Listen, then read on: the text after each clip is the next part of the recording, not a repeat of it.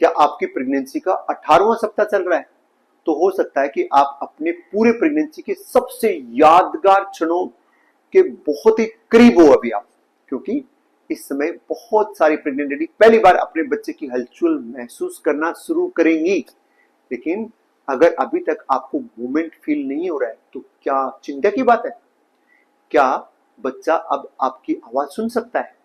क्या anomaly scan करवाने का समय आ गया है? और क्या इस सप्ताह बच्चे की ग्रोथ सामान्य है या नहीं, ये पता चल सकता है? तो आज की वीडियो में मैं आपको 18 वीक प्रेगनेंसी के बारे में जुड़ी हर चीज को डिटेल से बताने वाला हूं। तो नमस्कार, मैं हूं डॉक्टर सुनील चौधरी, गायनेकोलॉजिस्ट, और लास्ट 13 ईयर से मैं इस फील्ड में काम कर रहा हूं। और अगर आप मेरे चैनल पे सब पहली बार आए हैं तो आप सब्सक्राइब कर सकते हैं, ताकि आपको आपकी प्रेगनेंसी से रिलेटेड कोई भी महत्वपूर्ण सूचना आप तक मिस ना हो, आपसे कोई लापरवाही हो ना जाए अनजाने में। तो उसके लिए आप जरूर सब्सक्राइब कर सकते हैं। तो पहले क्वेश्चन की बात करते हैं कि इस सप्ताह आपका बच्चा कितना बड़ा हो गया होगा। हर प्रेग्नेंट लेडी के मन में आता है। तो 18वें सप्ताह में आपका बच्चा लगभग 14 से 15 सेंटीमीटर लंबा हो गया होगा। वजन की बात करें तो 180 से 220 ग्राम तक का वजन हो गया होगा। आकार की बात करें तो ये बड़ी शिमला मिर्च या बड़े अनार की साइज का हो गया होगा। लेकिन सबसे रोमांचक बात पता है क्या है? अब आपका बच्चा पहले की तुलना में कहीं ज्यादा अधिक एक्टिव हो चुका है। वो लगातार हाथ पैर चला रहा है, अपने शरीर को घुमा रहा है, अंगूठा चूस रहा है और गर्भ के अंदर अलग अलग टाइप की गतिविधियां कर रहा है। पता नहीं क्या क्या कर रहा है। हालांकि उसकी सभी गतिविधियां अभी भी आपको महसूस हो, ये जरूरी नहीं है। सेकंड क्वेश्चन की बात करेंगे। अभी आपके दिमाग में आ रहा होगा, सर मेरे बच्चे के अंदर अभी क्या चल रहा है? सर इतना बड़ा बच्चा हो गया, आप बताओ मुझे मेरे बच्चे के अंदर क्या चल रहा है। तो ध्यान से समझिए, 18वें सप्ताह में बच्चे का ब्रेन तेजी से डेवलप हो रहा है। बच्चे का नर्वस सिस्टम, उसकी मांसपेशियां बेहतर तालमेल आपस में कर पा रही है। बच्चे की हड्डियां मजबूत हो रही है, कानों की संरचना अधिक विकसित हो चुकी है। और सबसे दिलचस्प बात आपको पता है क्या है? अब बच्चा बाहरी आवाजों को महसूस करना ऑलरेडी स्टार्ट कर चुका है। हालांकि वो आपकी बातें शब्दों में नहीं समझता है, लेकिन ध्वनियों पर प्रतिक्रिया देना शुरू कर देता है। मतलब आवाज पे वो रिस्पॉन्ड करता है। यही कारण है कि कई विशेषज्ञ इस समय से बच्चे से बात करने, सकारात्मक बातें सुनाने और संगीत सुनाने की सलाह देते हैं। आपको भी ऐसा करना चाहिए। और अभी एक हाई सर्च सवाल, क्या बच्चा अब मेरी आवाज पहचान सकता है? इसका आंसर नहीं। अभी आपका बच्चा आपकी आवाज नहीं पहचान सकता, लेकिन आपकी आवाज उसके लिए धीरे धीरे परिचित होने लगी है, थोड़ा थोड़ा पहचानने लग गया है। नेक्स्ट क्वेश्चन की बात करें तो सर क्या अब बच्चे की हलचल या बच्चे का मूवमेंट हमें फील होना चाहिए? क्या बच्चे का मूवमेंट हमें फील होना चाहिए? ये वो सवाल है जिसका इंतजार हर माँ करती है। 18वें सप्ताह तक कुछ महिलाओं को स्पष्ट मूवमेंट फील होना शुरू हो सकता है, विशेष रूप से यदि अगर आपका दूसरा या तीसरा प्रेगनेंसी। जो लोग पहली बार मां बने हैं महिलाओं में, उनमें नॉर्मली 18 वीक से लेके 20 वीक के बीच में मूवमेंट फील होना स्टार्ट होता है। और अब जो बात मैं आपको बताने वाला हूं वो बहुत इंपॉर्टेंट है। यदि अभी तक आपका मूवमेंट फील नहीं हुआ है तो घबराने की जरूरत नहीं है। 18 सप्ताह में मूवमेंट महसूस होना हमेशा किसी समस्या का संकेत नहीं है। क्या आपने अपने बच्चे का पहला मूवमेंट फील किया? कमेंट में जरूर बताएं। और ये भी बताएं कि जब आपने पहली बार अपने बच्चे का मूवमेंट फील किया तो आपको कैसा फील हुआ? बटरफ्लाई जैसा, बबल जैसा, कैसे फील हुआ? आपने कैसे महसूस किया? ये जो आप बताओगे ये दूसरों के लिए भी हेल्पफुल। अभी बात करते हैं कि मां के अंदर क्या बदलाव हो रहे हैं। तो 18वें सप्ताह तक अधिकांश महिलाओं का पेट स्पष्ट रूप से दिखाई देने लग जाता है। वह कोई भी कपड़े पहनो पता लगता है कि शी इज प्रेग्नेंट। और ऊर्जा पहले की तुलना में ज्यादा एनर्जेटिक जैसा फील होता है। लेकिन कुछ नई समस्याएं भी यहाँ से स्टार्ट हो जाती है, जैसे पीठ में दर्द, बैक पेन परेशान करने लगता है थोड़ा थोड़ा, कमर दर्द, पैरों में खिंचाव, से पैरों में नीचे मसल में हल्का हल्का खिंचाव होना स्टार्ट हो गया है। एसिडिटी, कुछ प्रेग्नेंट लेडी को एसिडिटी परेशान करने लग जाती है, ऐसे हार्ट बर्न जिसको बोलते हैं, कॉन्स्टिपेशन, कब्ज। और कुछ लोगों को अभी नींद में प्रॉब्लम होना स्टार्ट हो गया है। ये नई बात है, सोने में असुविधा होने लग जाती है।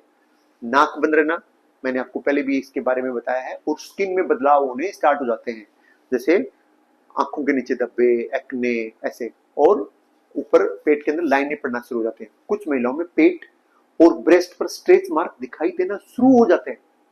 अब एक सवाल, कुछ अभी आप सोच रहे हो सर मुझे तो जो कमर दर्द हो रहा है वो क्यों हो रहा है सर, क्या कारण है, क्यों बैक पेन स्टार्ट हो गया? तो जैसे जैसे आपके बच्चेदानी का साइज, आपके यूट्रस का साइज बढ़ेगा तो शरीर का संतुलन बदलता है और कमर पर दबाव बदलता है, क्योंकि सारा वजन आगे की साइड बढ़ रहा है। ठीक है, तो उसको बैलेंस करने के लिए पीछे की साइड कुछ नहीं है, तो बैक पेन होना स्टार्ट हो जाता है। नेक्स्ट क्वेश्चन, इस सप्ताह में सर क्या खाना चाहिए, हमें खाने पीने में क्या अच्छा ध्यान रखना चाहिए? तो अब बच्चे का तेजी से विकास हो रहा है, तो उसके लिए आपको संतुलित आहार की बहुत ज्यादा जरूरी है। तो अपने भोजन में आपको क्या क्या शामिल करना चाहिए? फर्स्ट, प्रोटीन, आपको प्रोटीन अच्छे से लेना चाहिए। दालें, दाल, दूध एटलीस्ट आपको 750 ml से 1 लीटर दूध रोजाना लेना चाहिए।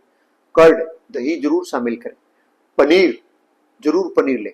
एग्स, एक दिन में 3 से 4 अंडे जरूर लें और हरी पत्तेदार सब्जियां जरूर लें। हरी पत्तेदार सब्जियां जरूर लें। फल फ्रूट भी आप शामिल कर सकते हैं। कौन से फल आपके लिए सेफ हैं, कौन से अनसेफ है, उस पर मैंने डिटेल से वीडियो बनाया। आपको आयरन युक्त भोजन लेना चाहिए, आपको कैल्शियम युक्त भोजन लेना चाहिए और पर्याप्त मात्रा में पानी भी लेना चाहिए। पानी की बात करें 3 से 3.5 लीटर तक पानी आपको जरूर लेना चाहिए। और अभी आपको मैं बताता हूं एक हाई सर्च सवाल, सर क्या मैं नारियल पानी पी सकती हूँ? तो इसका आंसर है यस मैडम, आप पी सकते हो। दिन में 1 नारियल पानी आप पी सकते हो, लेकिन ऐसा भी नहीं है कि अगर आप नारियल पानी नहीं पी रहे तो आपका बच्चा अच्छा नहीं होगा। ओके, पीना है पी सकते हो, लेकिन उसका बच्चे में ज्यादा इफेक्ट नहीं आता। सेकंड, क्या मैं आम खा सकती हूँ? तो उसका आंसर भी यस, सीमित मात्रा में आप आम खा सकते हो, सिर्फ 1 आम दिन में। क्या मैं चाय पी सकती हूँ? उसका भी आंसर हाँ, सीमित मात्रा में आप चाय पी सकते हो।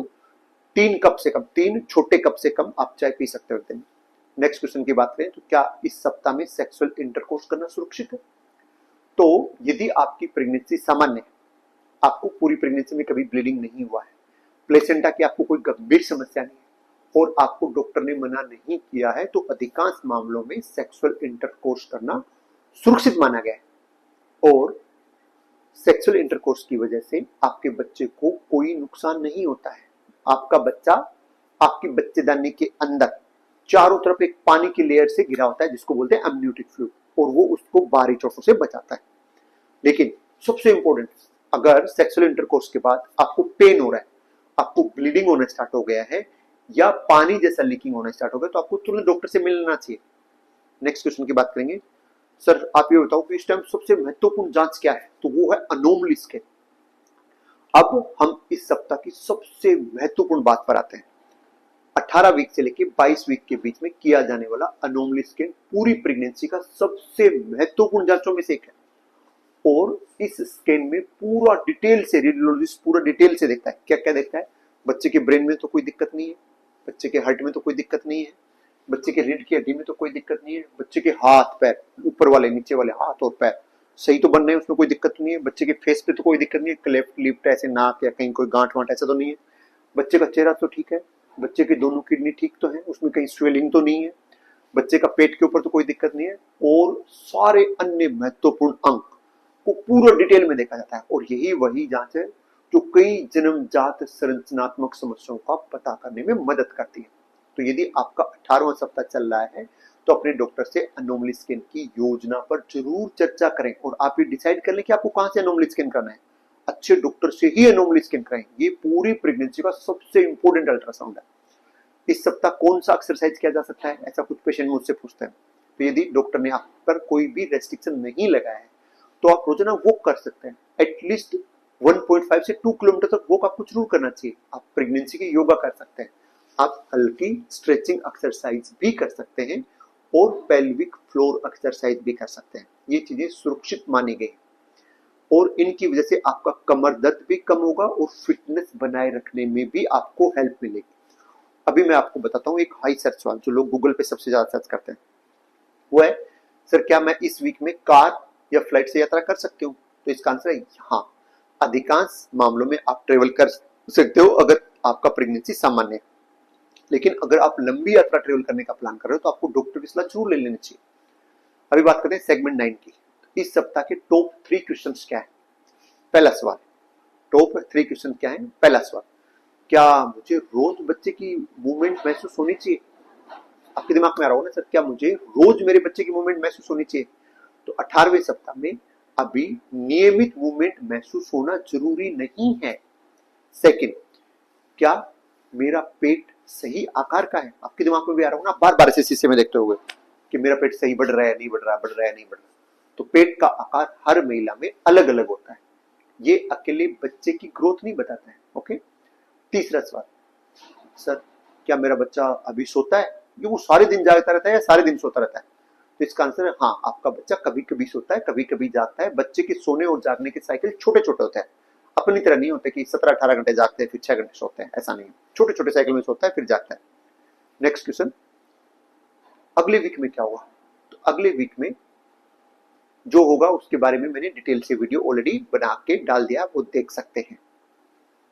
तो अभी आप कमेंट में ये बताएं कि आपकी प्रेगनेंसी का कौन सा वीक चल रहा है, आपने अनोमली स्कैन का डेट लिया या नहीं लिया, और आप कहां से अनोमली स्कैन करा रहे हैं, ये कमेंट में जरूर बताएं। मैं आपके अधिकांश कमेंट पढ़ता हूं। अगर आपका कोई क्वेश्चन भी हो जो इस वीडियो में मैं कवर नहीं कर पाया तो वो जरूर पूछे मेरे से, मैं उसका जरूर रिप्लाई करूंगा। एंड कई बार क्या होता है कि जैसे आपका कोई क्वेश्चन है, जब मैं उसका रिप्लाई करता हूं तो इससे दूसरी प्रेग्नेंट लेडीज को भी फायदा होता है। आप अपना एक्सपीरियंस भी शेयर कर सकते हैं कि आपको ये समस्या हुई, आपने उसका ये चीज किया तो उससे आपको फायदा हुआ, दूसरे लोग पढ़ेंगे तो उनको फायदा होगा।